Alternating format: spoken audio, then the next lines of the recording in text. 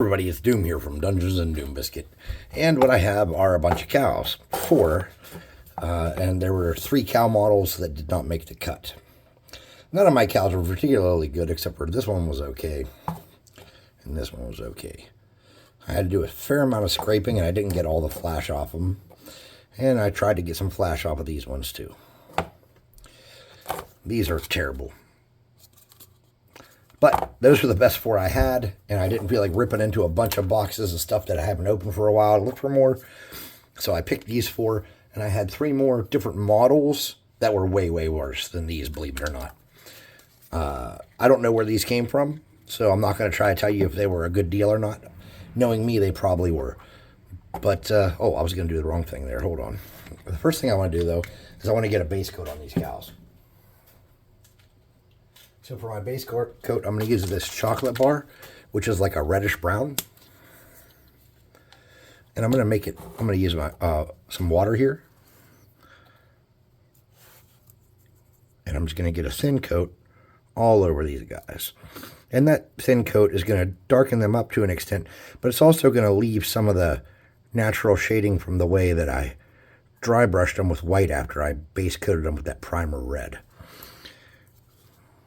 No, I didn't look at pictures of cows, though I did play with the idea and then forgot about it till just now. One of my biggest weaknesses is I have no memory, and I have no attention span. So I jump from activity to activity and from thought to thought, and I've learned that just not planning is my best way to handle stuff. And that's okay, because I kind of thrive on chaos. One of my employees does too. It's very funny.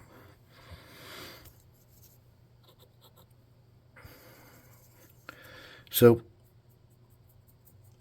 I'm just going to get a light coat on these, just like that, real thin, so some of that shows through and yet darkens them up. And once I feel like they're pretty adequately covered, I'll move on to the next one. Now I have 4 of these to do, and I don't want to spend all day doing them. If you're wondering how I prep these, it's pretty easy. I got some super glue on a Dollar Tree poker chip. And I sprinkled baking soda on it. And then I super glued the miniature down. And I didn't put any effort into it. You can see his legs bent funny. I just threw them on there. I didn't put a lot of thought into it. And you're thinking to yourself, dude, that looks really red. Yeah, it does. I didn't think it was going to be that red. But that's all right. We'll get it to work. Part of me wanted to paint them different colors, but I think that the easiest way is to do the truth is this. If you're just trying to throw cows on the table for part of an adventure or part of a scenario, the best way to do that is just to throw cows on the table, not to spend a bunch of time making them beautiful, multi-layered, gorgeous super cows. No, we're going to have unsuper cows, the non-superest cows possible.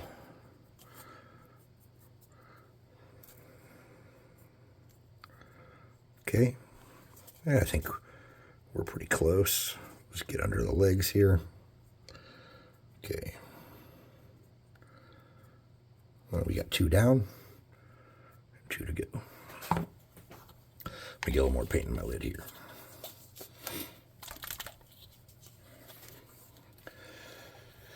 One thing to reduce the cartoonness of stuff, and you might find that hard to believe. I should have snipped off those horns. But one of the things you can do to kind of bring down the cartoony level of stuff like this, like really bad sculpts like this, is with your paint job. You can try to make them look real. Like if you've ever seen the movie Shrek, Donkey is very cartoony, but his colors are real. So it still makes him kind of lovable and silly, but at the same time, he has the right textures and looks of a donkey. You know, if you've seen the movie Shrek, you know what I'm talking about. And I think there's about 100 sequels where Donkey had babies with Dragon and Shrek had babies with Fiona and Gingerbread didn't have babies because he didn't have any legs. I don't know. Anyways, you know what I'm talking about. I'm not saying you can't have babies if you don't have legs. But if you're a gingerbread man without legs, you're already at a disadvantage being a gingerbread man. You know what I mean? Chicks aren't out cruising around looking for gingerbread men. If you're a chocolate chip cookie guy, maybe you'd have a good shot. Maybe if you were a silk pie guy, well, I'd probably attack you if you were a silk pie guy. So anyways, we're just going to make these hideous cows this weird reddish brown color. And you can use whatever color you want, but I have a feeling that what I'm planning is going to turn out well. I could be wrong. The last thing we'll do is the bases, and that's real easy because I've been using the same theme for all the Wild West base stuff. So we're going to get this reddish color going. Now, I think that this probably wouldn't be as prevalent if we were on a black undercoat. So it's this red primer, which is kind of brownish looking undercoat. It just gives a completely different effect when you're painting stuff. And that's a good lesson. You can change the undercoat, whatever you base coat or spray prime your model in. You can change those colors to get different results with the way I prime white. For those of you that watch the channel a lot, you'll know this.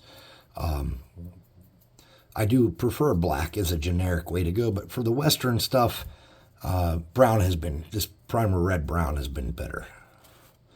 And I'll show that to you in a second so you can see what I'm talking about.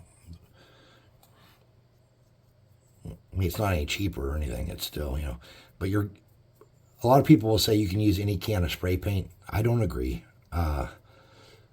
When I was really financially struggling, I would buy like really bad primer, like really cheap stuff for like $1 a can at Family Dollar, or was it Dollar General? One of the two. And that stuff is not good. And it's usually pretty glossy, even if it says it's like semi-gloss and stuff. And sometimes it doesn't stick to models well. There's a bunch of problems with it. All right. So these guys are all base coated. And let me show you that primer. So this is just Rust-Oleum 2X flat red primer, and it's this brown color. And you can see that here, it's pretty close to that. And these used to be black. Well, this one was clear, but I mean, they were black. I just used the same lids over and over. Okay, so let's get a hot air gun and try to dry these up a little bit.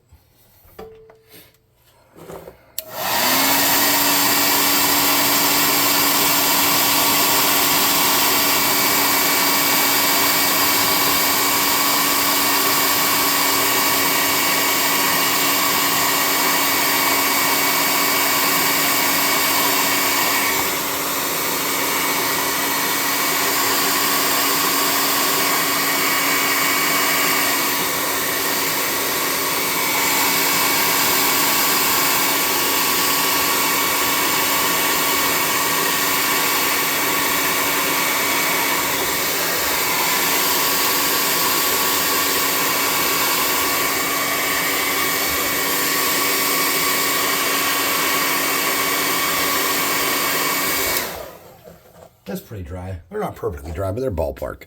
So let's get a piece of cardboard that we haven't painted all over yet and a dry brush. For my dry brush, I'm just going to use a Dollar Tree makeup brush. Something like this. And I'm going to get a medium tone, reddish brown color. And this is called chestnut. It's got more of an orange than a red tone. Okay, let's see. So to get going here on these, what I'm going to do, I'm going to get it all up in my brush, just like that. And this isn't really a dry brush, but we're not getting in the cracks. So we're just going to hit these cows quickly and easily, leaving some of that base coat showing.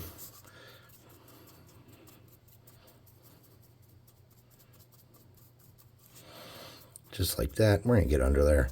And if we get a little bit on the base, this is pretty close to the starting base color we're going to use, so I'm not worried about it.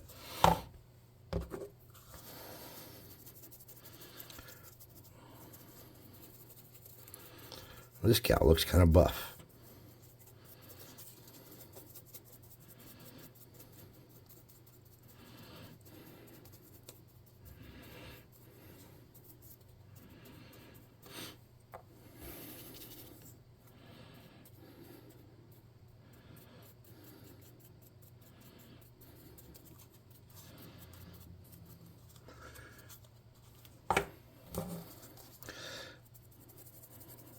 This cow might be in consideration for the best sculpt for sure of the 4. Well, 2 of those are the same sculpt and 2 are 2 different ones. Like I said, there were some other sculpts I had, but they just didn't make the cut. And like the ones that were laying down and stuff, I thought, well, I'm not really wanting to use something that's laying down that it could be a cool line of sight thing, using a cow for cover not to get shot. I don't know, just a thought. Just something I'd like to force to happen in my game.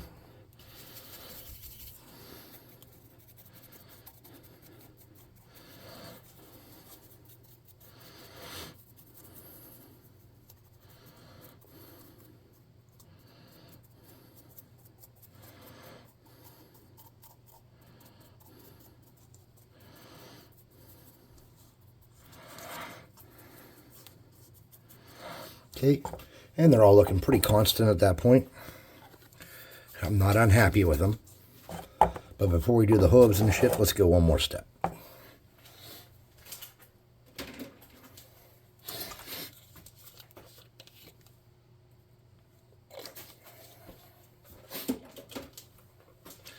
They're pretty dry. I'm just going to get a little bit of khaki on here. Rub that out onto the cardboard. Okay, there we go. Then I'm going to catch heads and backs and just lighten those up a little bit.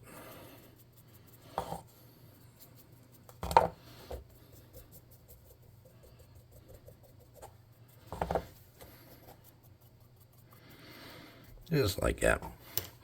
We're going to call that a win on that. So let's do the bases and then we'll come back and do the details. So for the bases, I'm going to use this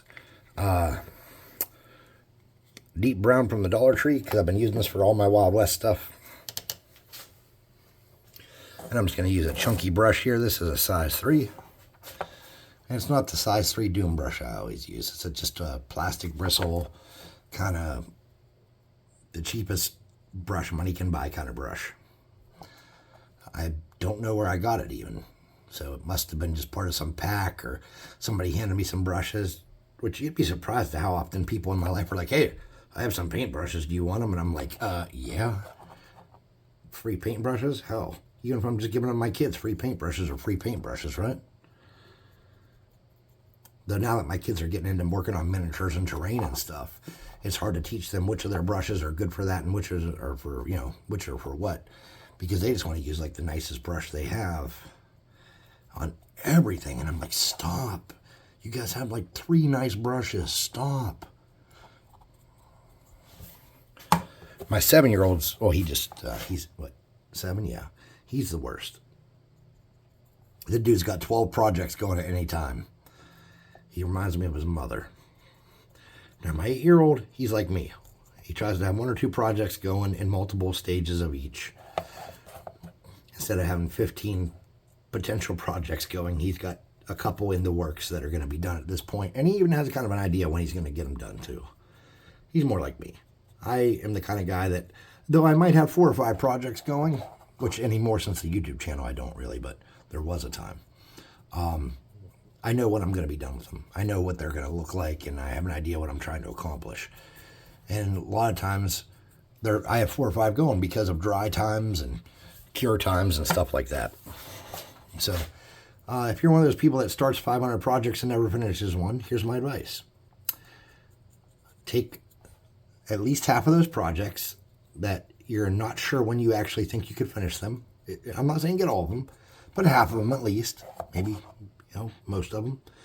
And the ones that you don't think you're going to get to, or you're missing resources for, or you just don't feel like you're going to get time, or if you had to pick between this, and this, I'd work on this. Take those and put them in a piece of Tupperware or in a box and label it and set them out of the way. And then put a sign up, a sticky note or whatever it may be, a Post-it note, an index card on your crafting area that says the next project is, and then pick one of the projects in that box. Now, refuse to start any new projects unless you have no choice. And in what situation would you have no choice? Well, that's crazy to say. Oh, I don't have a choice. I can't. I have to make this new project. No, that's not true. Except for like if you have an enemy you need for D&D this week, or a new player character came to join the game and you need to get a miniature done for it. That's different. Those are situations you can't avoid. But in most cases, if you're like me, I've been like planning to make goblin spider riders, so I set some spiders aside. We were talking about this on Discord. I don't know when I'm going to get to them. I'm not even sure how I want to build them. And if I had too many projects laying around, I'd take those spiders and put them in a box and write on the box, Goblin Spider Riders. And then I would put a sign up, next project, Goblin Spider Riders. And you could throw it all in the same box and kind of have a grab bag. Maybe you could use a D6 or a D12 and roll through your projects and see what's next. But my recommendation is not to have too many projects going, because when you get overwhelmed, and people that like are not great multitaskers tend to do this, and people that have like weird compulsion disorders sometimes do this too. I shouldn't say weird because they're becoming more and more common. But anyways, what I'm saying is this. If you have a plan and you don't let things build up, you tend to less be overwhelmed when it comes time to operate. So the reason I'm saying this is because hold on. If, for example, you have 12 projects, you can't even figure out what to work on, you can't get started. This is why piles of shame become like such a thing. I have a pile of shame. I have a boxes of shame. But anyways, you get to the point where you can't get anything done. You're starting new stuff. You're getting new ideas. And if you're really creative, you're probably doing more harm than help. You see people with giant boxes of things they're working on, giant stacks of shit everywhere. And then it gets to where your workspace is cramped and you can't get shit done. And it's just an overwhelming problem that happens. And I've been guilty of it too. I mean, not so much anymore. I've kind of like made methods to get out of it. But I had times in my life where I had every available flat surface around my work area covered in something I was working on. And when we moved, I was like, damn, I can't believe I live like this. I got to stop. I'm never getting anything done. And really, I moved into this house and I wasn't going to do that. And then I started doing it. And then what saved me was the YouTube channel, really. Because I had like all these ambitions of weird shit I wanted to get done.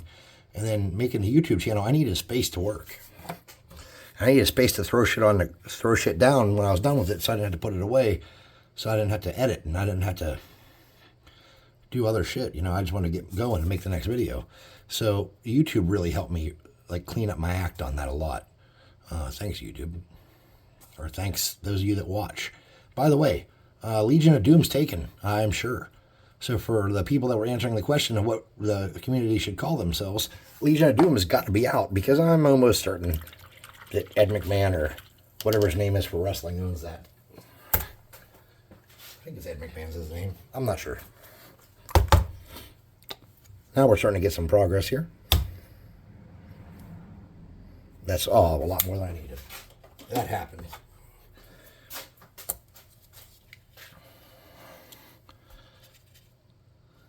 I'm getting this one real watery because I just kind of done messing with this. I'm going to make these look okay, but not perfect.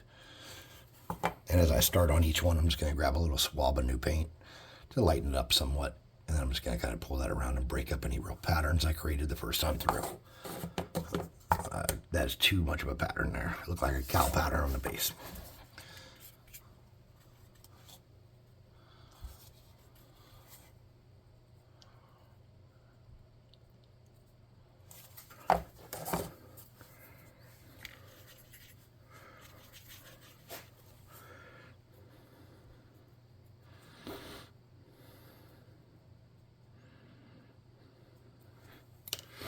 All right, let's set that off to the side.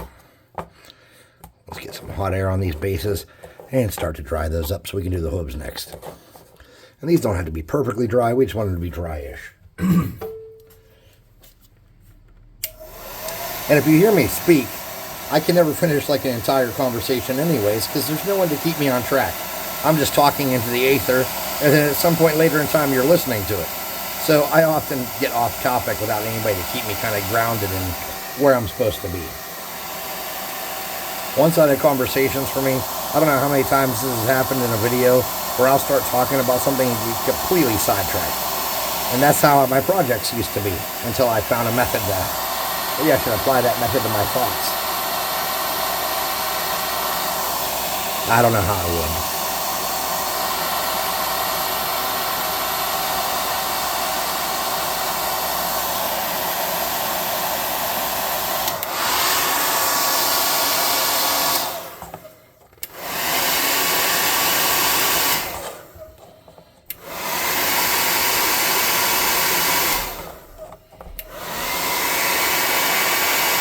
All right. So for my hooves, I'm going to use my favorite color in the entire world. Pavement. And I'm going to get a small brush, a size 1 or a starter brush.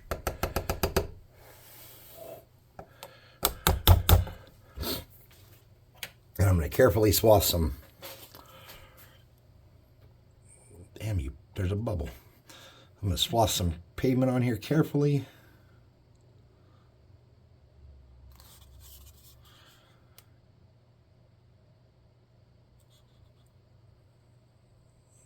Why don't cows have cow shoes?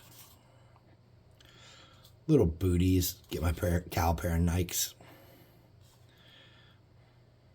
I knew a dude named Ray who was a farrier.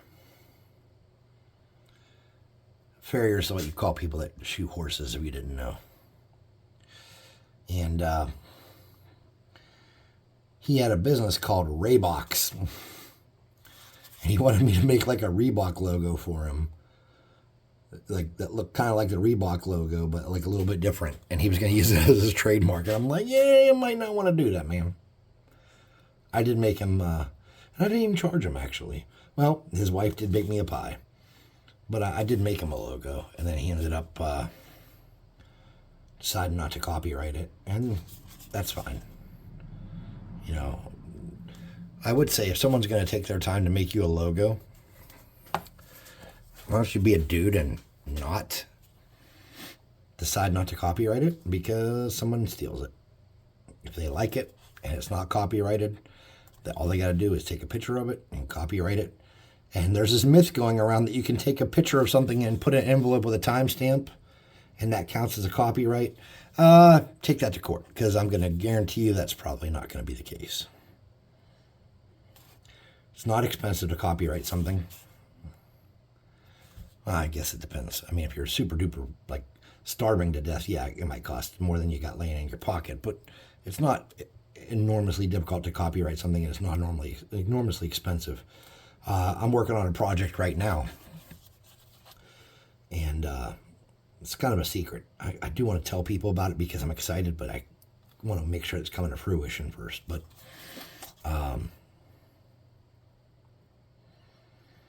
yeah, never mind. I'm going to give up details. I don't want to do that.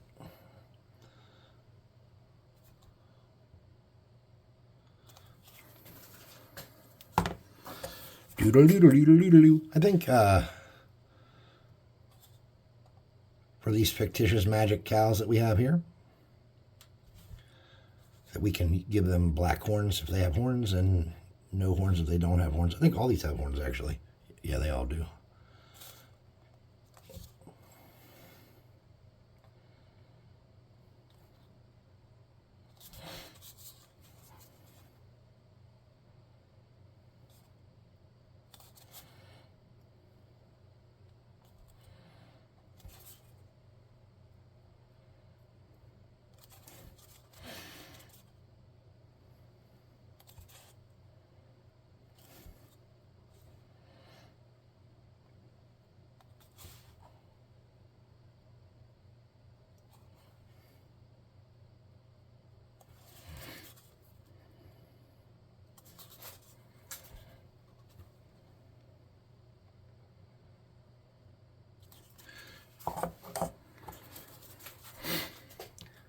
La, la, la, la, la, la. I love cows. I don't really know any cows, but I know when I go to Texas Roadhouse and I get a bone-out ribeye, like they call it the Fort Worth cut, but it's just like a marbled bone-out ribeye is all it is. Marbled, okay, so marbled means it has like striations of fat through the musculature on that kind of cut of meat. And then like you have also like striped, which would be like a New York strip.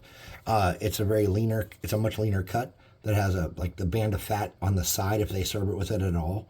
And I say on the side, I mean like not on the side like a separate piece, but it's like on the edge of the steak.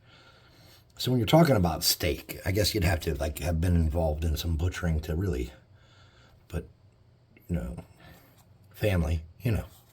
But anyways, steak cuts, they're based off of kind of where they became famous, really. because there was a time where people would eat any part of a cow and be like, oh, thank God I'm eating meat. And now people are like, oh, I like this part, you know. And obviously the stringier and less delicious, less savory cuts, the cuts that take a little more work to get through, and the pieces that have a lot more fat that you can't really market as good meat, they get turned into roasts and burger and stuff like that. But the good cuts, and depending on where you like your cuts from, like I said, I'm a bone-out ribeye guy. I don't remember what I was talking about. Shit. Oh, well. I don't know shit. Just ignore me. I don't know what I'm talking about. Man, my brain's getting bad. Though I didn't get home till like after 8 o'clock tonight. I'm kind of burned out anyways. What do you think? Our cows are turning out okay though, aren't they?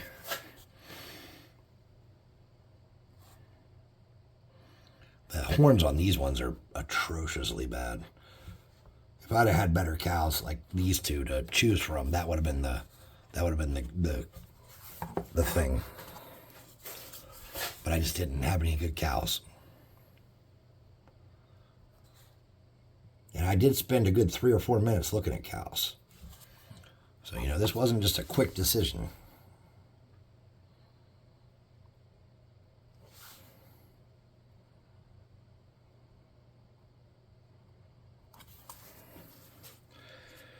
Okay, I think that'll work good for what we need.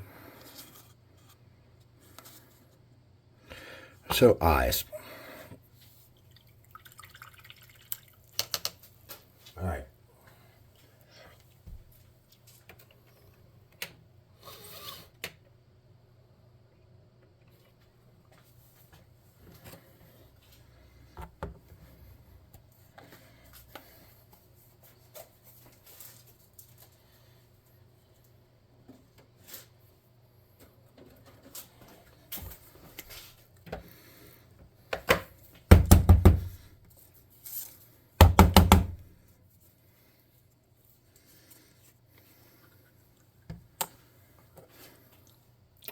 So this is a small brush. This is a size 0.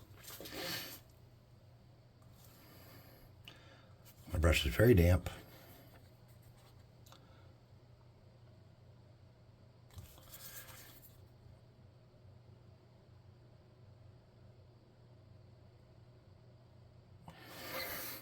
And my buddy John, who's actually on the Discord, he started out as a Dungeon Swag fan, and now he watches Dungeons and Doom Biscuit here. He's the one that reminded me of this simple fact. When you're doing animals, especially cows are the bad one, and you're doing eyes, to make sure they don't look cartoony, you always have to pick a direction that each cow is looking in, or they would just look stupid.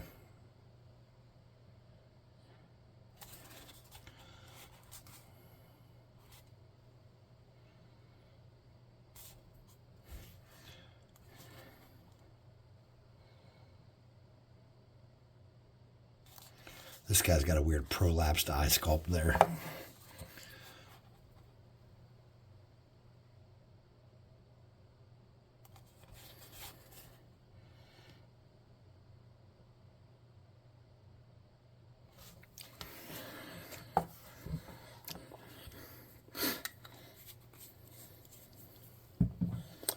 Now we're going to get a hot air gun and hit these guys again real quick, and then we're going to do the irises.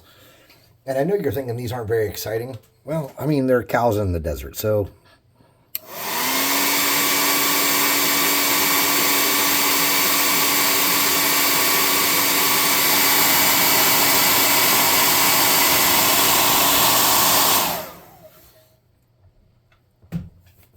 Now I'm going to get a fractional brush, which is a really tiny brush. And some black paint.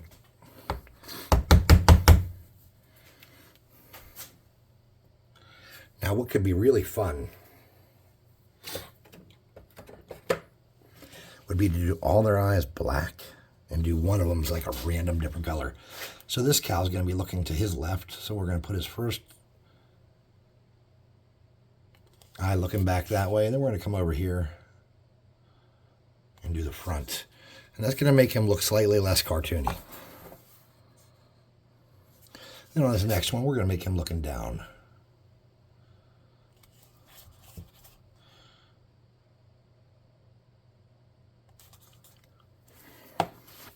And then that one that has the weird prolapsed eye socket, we're going to do something else. This one's going to be looking directly forward.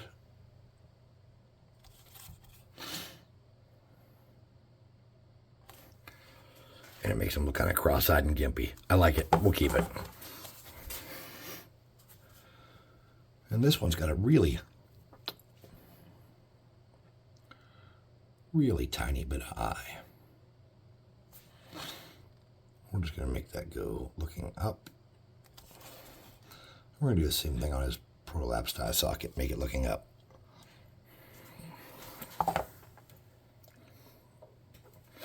I'm going to clean out my little tiny brush. Ninja. I'm going to clean this one out. And I'm just cleaning this with my mouth. Okay. So I think we're probably close to 30 minutes or maybe just past. And we got 4 cows that we can throw on the tabletop. I'd like to thank you guys for watching. Please like, subscribe, share, hit the notification bell icon, and all that happy crappy that's crucial for the algorithm. Leave comments.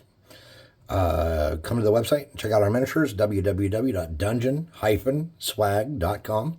Got a discount code in the description. That'd be nice for you. And if you can't, no judgment. We've all been there.